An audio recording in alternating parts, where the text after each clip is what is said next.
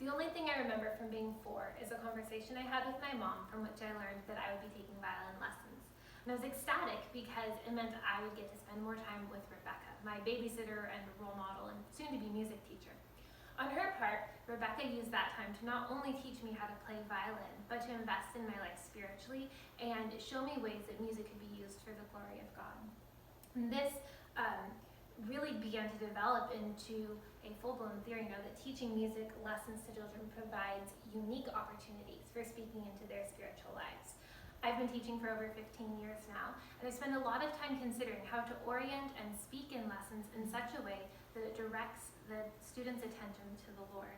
So today we're going to talk about 2 things. We're going to talk about how teachers hold a unique voice in the children's lives for speaking to them on theology, really. And then also the impact that music lessons specifically can have in teaching how to serve others and how to glorify God. So to begin with, teachers will have an impact on their children for eternity, whether they want to or not. In his 2010 satire book, 10 Ways to Destroy the Imagination of Your Child, intellectual and social commentator Dr. Anthony Esolen wrote, "Therefore, I think it is a grave mistake, even if only for the sake of education, to suppose schools can or should be neutral with regard to the being of God." And by this, Esolen means, of course, that your theology is evident in how you teach, in either how you exclude God or include Him in your subject matter. As teachers, we set the tone for the lesson, from how we begin the lesson right off to the words we use in discussing our subject, and to how we address the inevitable failure as our students learn what we're attempting to teach them. When I begin lessons, we always begin with prayer, and I pray for the student that he would do well to the glory of God, and for myself that I would teach well to His glory. And in this, we're saying right from the beginning that we're here to do our best for God's glory. And then that also reflects in how we address failure, because rather than it being an opportunity of shame, it's a chance to learn grace and for the student to learn to have grace in himself and use those opportunities, use that as a learning experience, but also gives him an encouragement to give grace to others, which of course has implications far beyond whatever topic you happen to be teaching. So in these ways, the teacher sets the tone in the lesson. This is important because children imitate what they see modeled. As we read in Ephesians 5:1, Paul writes to the church at Ephesus to be imitators of God as dear children.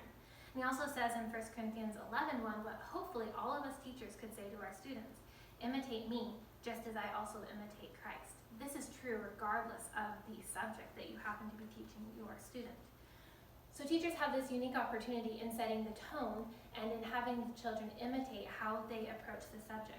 But music especially allows for specific discussions on the glorification of God and the service of others.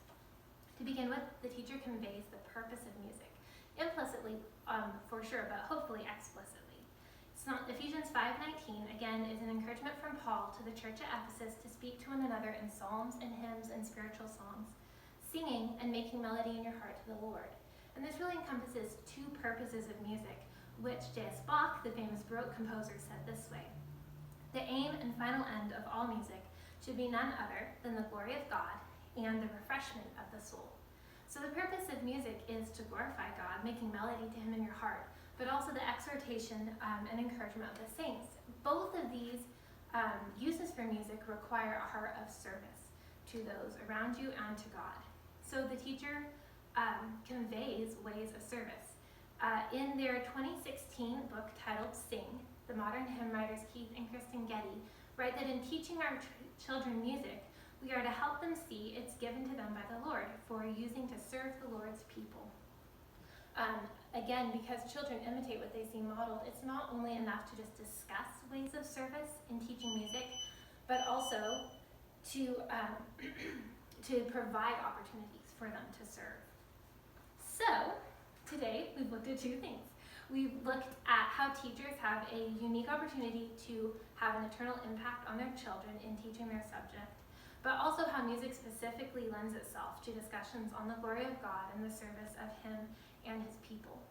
Thus, teaching music lessons to children does give unique opportunities for investing in their lives. It's been 26 years since that conversation with my mom about violin.